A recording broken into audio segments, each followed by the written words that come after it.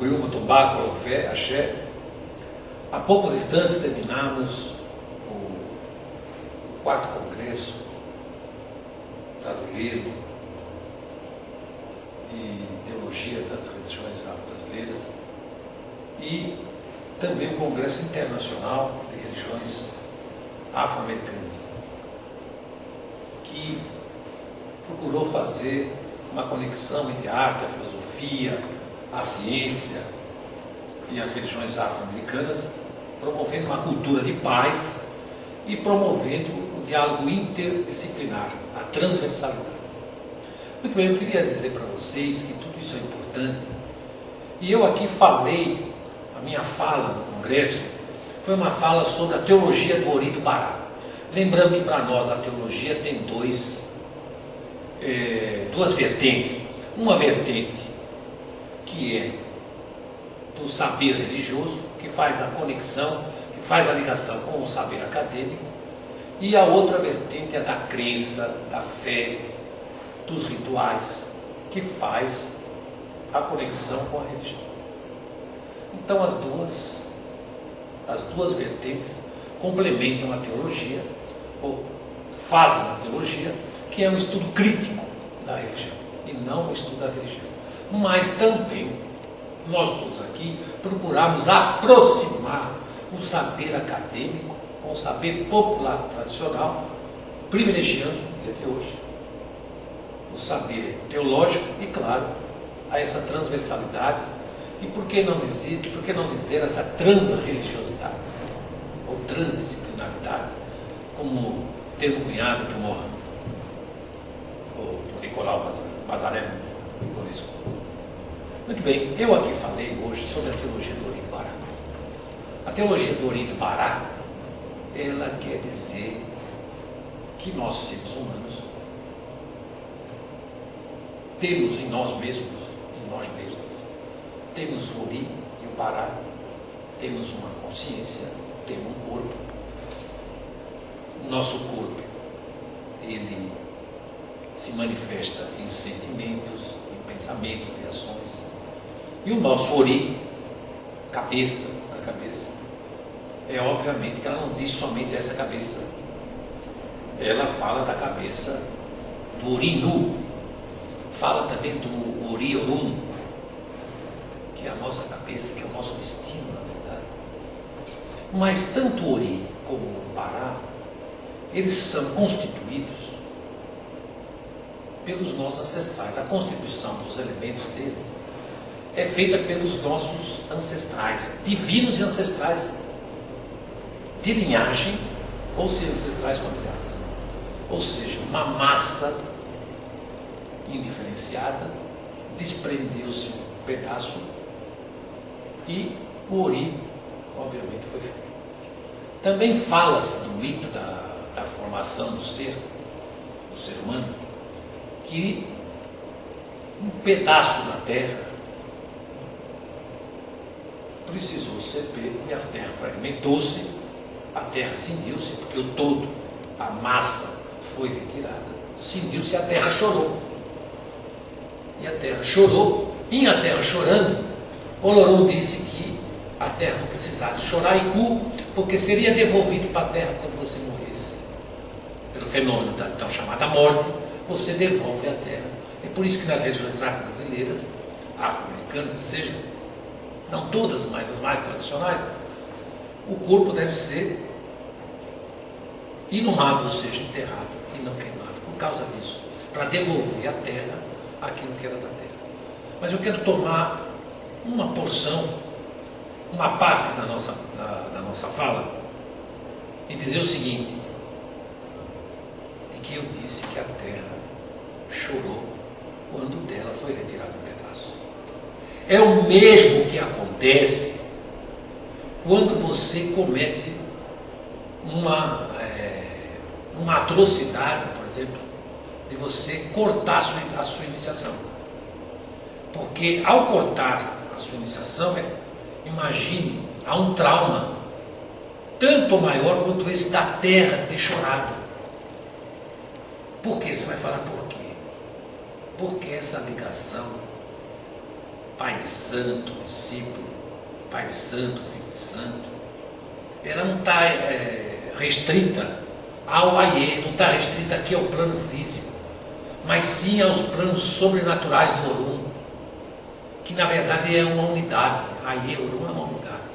É uma unidade natural, sobrenatural, em que um pai e uma mãe de santo vai dando para o seu filho conhecimento, e esses conhecimentos, obviamente, vai fazer com que haja uma ampliação da consciência. E essa ampliação da consciência, ela só acontece porque o Ori foi movimentado. O Ori foi ritualizado. O Ori foi venerado. O Ori foi venerado, foi adorado em vários ritos. E esse Ori, obviamente, ele tem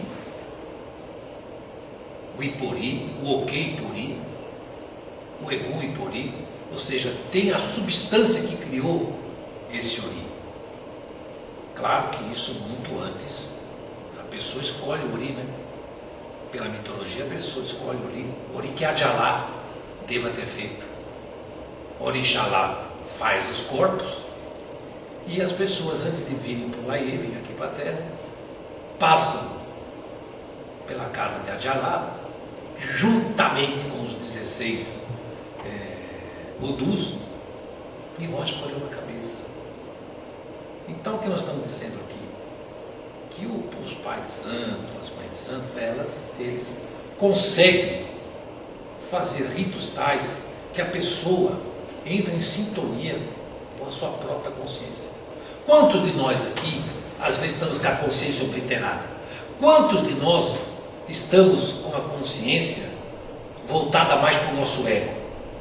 Quantos de nós, na verdade, falamos em iniciação, querer conhecer o início de todas as coisas, inclusive de si mesmo, e quando começamos a conhecer as coisas de si mesmo, viramos as costas para estas coisas de si mesmo? Por quê? Porque o nosso ego, ele precisa lidar com o id e com o superego. O nosso ego, ele gerencia a nossa personalidade, gerencia as coisas que vêm lá do inconsciente, que pressiona ele, e também as coisas do superego, que está muito relacionado, por exemplo, com a nossa criação, com a nossa moral, com os nossos costumes desde criança, enfim, aquilo que cerceia, que controla a nossa vida, que castra a nossa vida. Então, algumas pessoas, elas estão conturbadas nesse processo id, ego, superego, sobrecarregando o id, melhor, sobrecarregando o ego. E o que é sobrecarregar o ego? É exaltar o ego. O ego já não consegue mais lidar com as pressões do id, e muito menos com a do superego, com o corpo e com as pressões externas. Com as pressões externas. Sem falar aqui das espirituais que estão no inconsciente, provavelmente em processos idílicos e em processo do superego. Eu me lembro que eu estava com o velho Mata, e aliás quero aproveitar para fazer esse parênteses, para dizer que normalmente eu falo, nos meus primeiros anos de vida, tive uma ligação muito profunda com o culto de nação, principalmente com o Jejinagô, uma tradição Jejinagô, a qual eu respeito e tenho muito apreço, e acho que muitos fundamentos são importantíssimos. Haja vista que eu prefiro falar religião afro-americana ou afro-brasileira. Mas eu não posso negar, o Ernesto de Airá, mas eu não posso negar o meu grande e último iniciador, que foi o mestre Pacani, que era um profundo conhecedor das religiões afro-brasileiras, embora se travestisse numa forma de fazer a Umbanda dita iniciática ou esotérica. E uns e outros quiseram que essa Umbanda esotérica fosse também estereotipada, ou seja, que ela tivesse a formatação que as pessoas querem que ela tenha.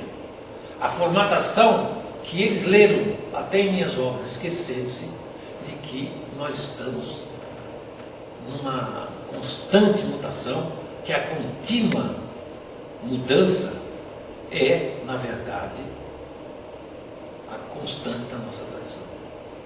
Então, toda hora se eu falar, não, mas o Pai Ribas não faz, ele inverteu o manto esotérico. Não, mas o Pai Ribas inverteu agora. Não, mas agora ele está fazendo o que ele fazia antes. Candomblé, culto de nação. Não, ele faz o candomblé de caboclo. Não, mas ele faz a encantaria. Não, mas ele faz uma mistura disso daqui. Veja, ter conhecido o mestre Abacani foi uma grande honra para mim. E a maior honra que eu tive foi ser iniciado por ele e ser considerado, não só por ele, mas pelo ancestral ilustre, pelo ancestral da nossa linhagem, que eu seria o sucessor dele. Agora, como sucessor dessa raiz, obviamente eu não poderia deixá-la da mesma forma que ele a fez, sem perder as estruturas, porque quem conheceu o Velho Mato Silva, sabe que ele foi, por exemplo, o primeiro aqui no Brasil a trazer dentro dos cultos afro-brasileiros, especificamente a Umbanda, por exemplo, o Oponifá, falar do jogo do Ifá, falar de Orumilá Ifá, ter um método próprio, conhecia vários métodos. Ele, de fato, o Ernesto de Ará, ele conhecia o Eliseu Martinando Bonfim, que foi iniciado por ele, ou deu alguns toques com eles, fez algumas iniciações com eles, fez algumas obrigações com ele, conhecia muito também. Eu tive essa felicidade, mas não posso esquecer as coisas do mestre Abacani. Mas ele não era só aquilo que o livro mostrava. Só quem conheceu Mato Silva na mata, na encruzilhada, na calunga, podia saber quem era, quem foi o curandeiro e feiticeiro Mato Silva. Agora, nós aqui estamos com a faculdade, nós estamos pensando em religiões afro-brasileiras, por esse processo de umbanização às avessas, porque é contrário ao que falava Roger Bastide, ao qual nós temos um respeito imenso, Roger Bastide, Ortiz e tantos outros amigos, inclusive amigos que hoje são meus amigos. Mas umbanização para nós não é o desencontro com a pureza, mas um encontro da diversidade, uma forma inteligente, espiritualizada e uma cultura de paz para fazer com que várias formas de se fazer as religiões afro-brasileiras tenham aporias, tenham síntese. Não tem um processo apofático e catafático, mas sim um processo de síntese. E com esse escopo, obviamente, nós temos discípulos que têm direitos. Os nossos discípulos são discípulos, não são escravos. Muitas pessoas falam, mas você não tem mais esse discípulo, mais aquele. Primeiro, alguns dos nossos discípulos, eles têm o direito de sair. Outros nós podemos ter dado, nós mesmos podemos ter saído com eles. As pessoas às vezes contam que as pessoas saíram, mas provavelmente nós que saímos com eles. Por quê? Porque aqui eu falo sempre, olha, você não está feliz, você bate cabeça e saia. Eu quero que você seja feliz. E vou fazer com que as pessoas tenham essa felicidade. Por quê? Porque eles não são para ficar eternamente comigo se não quiserem. De longe disso. Ou eu mesmo também posso achar que o melhor, como mestre, eu posso achar que aqui não é o melhor para a pessoa. Às vezes a pessoa tem direito de ser feliz em outro lugar. Tem pessoas, por exemplo, que gostam de fazer mantras, que eu hoje já não tenho tanto tempo para fazer esses mantras. Há pessoas que gostam de que eu fizesse uma umbanda, que eu não tivesse mais as coisas, por exemplo, afro-ameríndias, ou que eu tivesse só coisas ameríndias. E eu não tenho mais esse tempo para isso hoje. Então você fala, você está voltando às suas origens. Não, eu faço porosidades nas várias religiões afro-brasileiras, porque eu acredito que todas elas tenham, apesar da diversidade, apesar da diferença, tenham muitas semelhanças. Eu me pego nas semelhanças e adoro fazer, adoro dançar, adoro cantar, adoro falar das religiões afro-brasileiras, adoro tudo isso. E eu felizmente estou muito bem, estou com 60 e poucos anos, estou com saúde, graças aos orixás, e me sinto muito bem fazendo isso. As outras pessoas, mas ele deve ter ficado ensandecido, porque faz isso, faz aquilo. Minha gente, eu estou aqui, aqui é a faculdade. No tempo da faculdade, onde aconteceu o 4º Congresso das Religiões Afro-Brasileiras. Eu acho que não preciso mais falar absolutamente nada. Mas eu quero dizer, então, a todos os pais e as mães espirituais, mãe de santo, que é importante essa experiência de 40 e poucos anos, que nós tínhamos uma entidade que chama o Zé Canoeiro. E o Zé Canoeiro falava uma coisa muito importante, dizia o seguinte: olha, é bom ter a canoa, e a canoa, o Zé Canoeiro leva as pessoas para cá e para lá. E há pessoas que querem trabalhar na canoa, e o Zé Canoeiro dá o remo para as pessoas remarem. Agora, a pessoa não pode deixar de remar, porque se ela deixa de remar, primeiro, ela está cometendo um ato contra a coletividade que está remando. 2, está impedindo que essa coletividade avance mais rapidamente. 3, está fazendo com que o combinado não seja cumprido. Então há 3 infrações mínimas aí. E o Zé Canoeiro fala uma coisa muito simples: se ele estiver perto da margem, ele pega e te deixa na margem. É isso que aconteceu com a maioria de algumas pessoas que saíram. Ou que, melhor, que nós, por portas e travessas, colocamos fazer minhas as palavras do Zé Canoeiro. Colocamos a pessoa no lugar certo para que ela fosse mais feliz, para que ela tivesse. Porque não adianta ficar aqui e a pessoa, eu queria fazer um bando esotérico, não, mas eu quero fazer isso. Então essa aqui é a verdade. Claro que essas pessoas depois vão ter lá os seus problemas, isso e aquilo. Nós queremos deixar claro que nós não podemos ter vínculos, mesmo com todos os meus filhos de santo, eu não posso me responsabilizar. Estou falando isso mais por esta fase do processo. Eu não posso me responsabilizar por todos os meus filhos de santo, porque quando eles estão aqui, é a mesma coisa. Eu não posso a faculdade de medicina que me formou, ela não pode se responsabilizar por mim. Ela me formou, me deixou formado. Eu não posso me responsabilizar por isso, por aquilo. Mas eu quero dizer que aqui nessa casa meus filhos têm ampla liberdade. Aqui nós queremos felicidade. E primeiro, já falei, a pessoa só pode ficar aqui se ela gosta do meu estilo de vida. Não gostou do meu estilo de vida? Eu fiquei com o velho Mata porque eu gostava do estilo de vida dele. Senão não teria sido iniciado e mais, não teria sido o sucessor dele. Nunca quis ser sucessor dele. Talvez algumas pessoas gostassem, querendo ser meu sucessor, querem, sei lá. Mas isso não acontece assim. As coisas não vão desse jeito. Então essas pessoas que falam isso aqui as pessoas têm liberdade. Deu 300 e poucos filhos. Mas o terreno humano sempre é isso. As pessoas, mesmo que tenha pessoas que têm 20 anos, acham que tem que sair, tem minha bênção. Tem minha bênção, não vai precisar brigar, não. Aqui a gente não briga, tem isso. Tem minhas bênçãos. Quer ficar aqui, pode ficar à vontade também.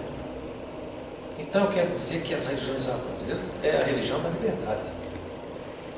Tinha entidades que diziam, a Umbanda liberta. Essa é uma liberdade. Uma liberdade. Agora, nós precisamos saber como trabalhar com essa liberdade. Então, eu estou querendo dizer aqui que as pessoas que estão aqui comigo são pessoas que estão com o mesmo nível, não tem pessoas maiores ou menores, pessoas que querem ser mais ou menos que as outras. Aqui as pessoas, elas têm o seu valor pelo que elas são, não pelo que elas acham que são, pelo que elas são. Por aquilo que o Pai de Santo, na verdade, se tiveram aqui, é porque me deixaram colocar a mão na cabeça deles, concorda? Por 10, por 15, seja lá o que for. Mas se tiveram aqui, então, obviamente, vão ter que passar por esse processo. Por que eu estou falando isso? Porque as pessoas têm que entender que a iniciação é um negócio muito sério. A iniciação é uma emergência espiritual. E fugir da iniciação, me parece, às vezes, é você permitir que o conteúdo do inconsciente, lá do id, ele aflore ao teu consciente de uma forma anômala. Isso podendo produzir até doenças. doenças mentais que fossem. Algo muito sério isso, algo muito grave. Mas felizmente não tive ninguém com esse tipo de problema, mas sim pessoas que não estão aqui conosco, não conhecem a nossa mecânica, não conhecem o nosso mecanismo e tem essa postura. Nós queremos deixar claro a todos os amigos, hoje tivemos aqui com grandes professores, né, conosco aqui, nesse congresso, e nos sentimos felizes. Inclusive perguntaram, mas você teve que deixar, você dançou para o Baluayê? Não só dancei para o Baluayê, já fiz xirê. Xirê porque eu sei fazer isso, porque eu vim disso daí. Eu vim dessa tradição. Para mim eu transito entre a luz do culto de nação, passando pela encantaria, pelo candomblé de caboclo, e me sinto muito bem, até se for para fazer mantra, que eu não tenho tempo, mas se for eu vou fazer Hananawara, Hananawara, enfim, os mantras que eu herdei. Eu herdei esses mantras, não é mesmo? Tem Ochala, tem Betá, enfim, tantas. Ompaiê, Ompaiê. E a gente não esquece todas essas coisas. Só que os templos não podem estar parados. Então, às vezes, as pessoas de fora não percebem que muitas pessoas estão aqui comigo e depois vão procurar outras coisas, porque para elas é necessário. E eu vou mandando essas pessoas procurarem essas coisas, sem problema nenhum. Então, as pessoas, porque ele mandou embora, ou a pessoa foi embora. Nenhuma coisa nem outra. Normalmente é nós que encaminhamos para que as pessoas possam fazer o que é melhor para elas. Nem sempre ficar comigo é melhor, ou nem sempre ficar fora é melhor. Nós temos que fazer aquilo que naquele momento é o melhor para a pessoa. Quem diz que fazer muitas coisas ao mesmo tempo é bom? Talvez tenha pessoas que consigam fazer isso e ir bem. Há outras pessoas que podem ter problemas sérios. Há outras pessoas que podem ter problema de identidade. Não sabe como resolver esse problema de identidade. Para mim é o contrário. Para mim é um leque de oportunidades que se abre para você fortalecer bem, centralizar bem a tua unidade, a tua identidade e ao mesmo tempo fortalecer a tua pertença com a religião afro-brasileira. Bom, é mais ou menos isso que eu queria dizer, reforçar e reiterar a minha pertença iniciática com o Mato Silva, o mestre Epacani, um mestre ímpar com o qual eu tive a felicidade de conviver com ele. Todos os anos da minha vida que eu estive com ele, 18 anos, e desses 18 anos fui até inumá-lo lá no cemitério de Itacuruçá, onde muitas vezes fui fazer trabalhos com ele lá. Fui colocar o corpo dele, entregar a Iku, ou seja, sem trauma nenhum, e eu também sem trauma nenhum, porque eu nunca acendi com o meu velho. Muito pelo contrário. E quando eu fui levá-lo lá, já fazia 1 ano que eu era, 4 meses, que eu era o sucessor da raiz. E continuo hoje. Só que não de uma forma dogmática como as pessoas querem. Não de uma forma de dogma, não de uma forma ortodoxa como as pessoas querem. Infelizmente, muitas pessoas se apegam ao título de iniciado. Iniciado não é um título.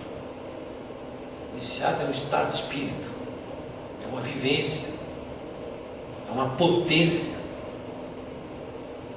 É uma potência do indivíduo. Não é algo de vidro, não é algo perecível, não é algo que se esvai como uma espuma ao vento. Um título, e há pessoas que por orgulho vai dar sustento um título e se acham, ficam presos a uma zona de conforto. A uma zona de conforto. O que é uma zona de conforto? Você se apega a essa pseudo-titulação. Iniciado não é aquele teu título de iniciado. Iniciado é aquele que é iniciado. É aquele que é iniciado pelo mestre verdadeiro e constantemente está levando esse processo de iniciação. Não sai desse processo devido a uma zona de conforto. O que é zona de conforto? Zona de conforto é que eu me acho iniciado, se eu tenho coisas novas para aprender, ou se eu tenho coisas novas para fazer, eu não sei, eu não dou o direito de aprender e não me dou o direito de fazer. Não, eu já sei tudo, eu já sou iniciado. Então me parece que a iniciação é um prêmio para as pessoas, e ao mesmo tempo o pior castigo.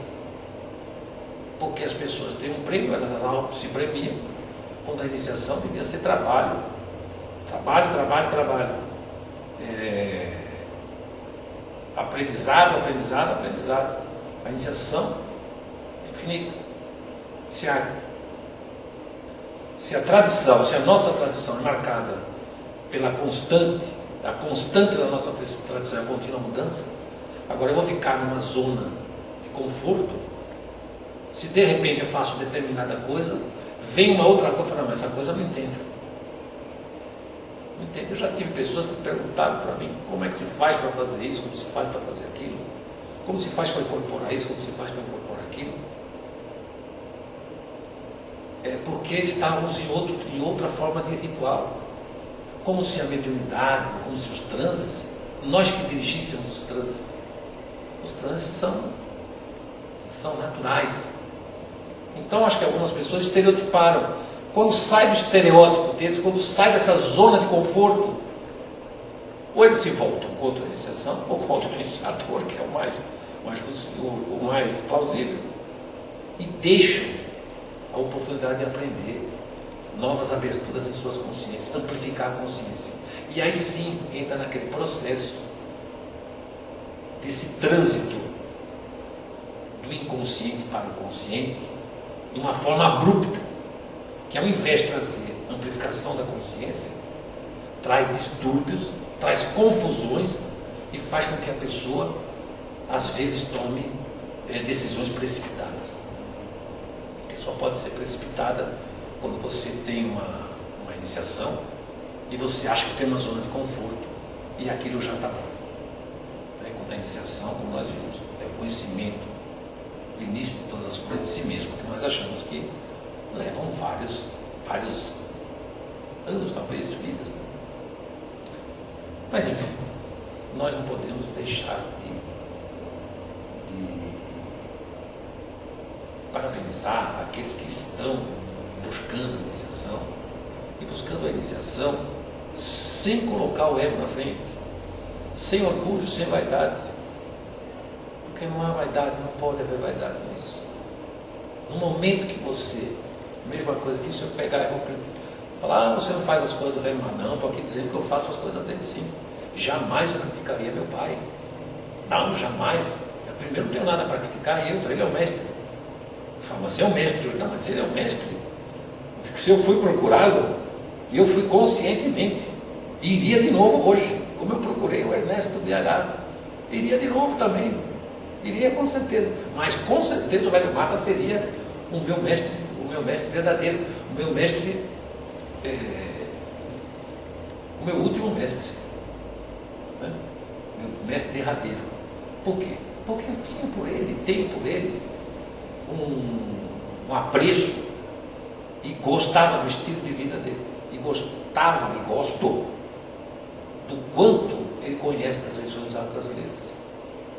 E agradeço a ele por ter me feito seu sucessor. Nunca pedi para ele ser sucessor de nada. Muitas pessoas ficam comigo, às vezes, decepcionadas, porque acham que vão ser meus sucessores, depois não são, e estão vendo que não são, e ficam assim decepcionadas. Mas a todos, se é que isso pode acontecer, não existe sucessor sem a ordenação que vem de cima para baixo. As coisas vêm de cima para baixo, é só de esperar, precisa ter tempo para isso. Reiterando que a zona de conforto é uma das coisas piores. Veja, eu não posso generalizar. Não posso generalizar todos. Ao contrário, eu estou citando algumas raríssimas pessoas. Não posso generalizar os meus filhos de santo, que a maioria deles, ou a maioria, ser pleonástico, quase a totalidade, são pessoas de responsabilidade, pessoas que têm responsabilidade, pessoas que têm maturidade, pessoas que têm sinceridade, pessoas que são de firme propósito. Nós estamos falando, e temos iniciados de nível que estão conosco, até hoje estão conosco, e ficarão enquanto sentirem-se felizes, enquanto nós também observarmos isso, e temos certeza que sempre procuraremos estender o máximo possível a todos. Mas nós precisamos falar isso porque a iniciação tem os seus problemas. E mais uma vez, para dizer que a iniciação não se faz um dia, não se faz em 2, não se faz em 7. Não, a iniciação é uma constante. E uma constante mudança. Sempre com novos aprendizados. Não tem zona de conforto. É zona de trabalho constante. E além da zona de trabalho, é um contínuo esforço, é um contínuo modo de fazer com que a pessoa saia